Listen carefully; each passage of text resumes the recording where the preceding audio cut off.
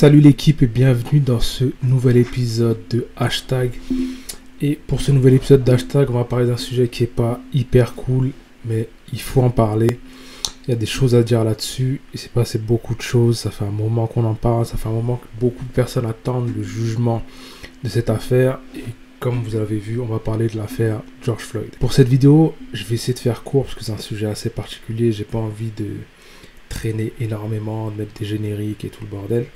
Donc je vais rentrer direct dans le vif du sujet, je vais essayer de faire très court. Le jugement a eu lieu hier, donc Derek Chauvin, le policier qui s'était agenouillé sur le cou de George Floyd, a été jugé et a été reconnu coupable, ce qui est une bonne chose. Pour le coup, ça fait vraiment longtemps, surtout aux États-Unis, que ce genre de choses-là arrive, que les policiers sont jugés et pourtant que ces mêmes policiers-là, souvent, sont jugés non coupables. Donc là, je crois, si je dis pas de bêtises, que c'est vraiment l'une des premières fois que ça arrive, et c'est bien. Mais en même temps, c'est pas choquant. Et je vais vous expliquer pourquoi c'est pas choquant. C'est pas choquant principalement parce que, on va pas se mentir, quand ça arrive, souvent, même si maintenant avec l'ère des réseaux sociaux, ça fait pas mal de bruit, mais ça reste sur Internet. George Floyd, c'était un mouvement mondial, ça a déclenché énormément d'émeutes, aussi bien aux États-Unis que dans d'autres pays. Tout le monde a manifesté, nous-mêmes on a manifesté aussi. C'était plus ou moins obligé d'appliquer une certaine sentence pour toute la publicité qu'il y a eu et toute la mauvaise image surtout que ça a donné aux policiers américains. Donc tu es obligé de faire quelque chose pour ça et ils l'ont fait et c'est une bonne chose. Le problème là-dedans, selon moi, c'est qu'ils l'ont fait pour tout ce que ça a engendré. Si ça avait engendré beaucoup moins de choses, il l'aurait sûrement pas fait. Et ça, c'est dommage. Et on l'a déjà vu à plein de reprises. Par exemple, l'affaire Breonna Taylor, jusqu'à aujourd'hui, le policier a été jugé et limite, il a été reconnu coupable d'avoir manqué la cible, entre guillemets, et d'avoir presque failli tuer les voisins, mais pas coupable d'avoir tué Breonna Taylor, qui pour le coup, elle était chez elle et n'avait rien demandé à personne en fait.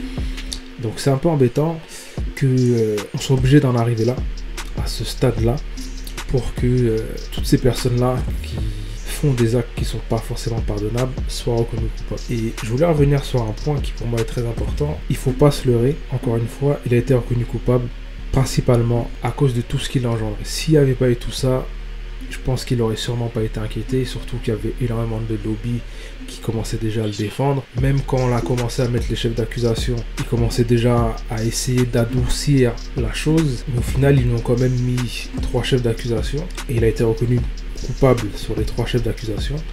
Même si parmi les 2 chefs d'accusation, il y en a 2 sur lesquels, entre guillemets, c'est des homicides involontaires, mais il a quand même été reconnu coupable de ça, donc on va quand même prendre ça pour une victoire. Mais où faut pas se leurrer, c'est que ça arrivait pour lui, et c'est pas pour autant que ça arrivera plus pour les autres. Et c'est ça le problème. C'est-à-dire que lui, ils l'ont reconnu coupable par rapport à tout ce que ça a engendré. C'est pas dit que les autres, eux, soient jugés coupables.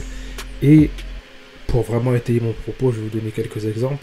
Il y a quelques temps, je crois qu'il y a une semaine ou deux, pareil, une policière a été tirée sur un jeune, même a tué un jeune. Et son excuse à elle, c'est que elle avait confondu son pistolet et son taser, même si bon, c'est pas du même côté et surtout ils n'ont pas la même position. Donc bref, elle a confondu.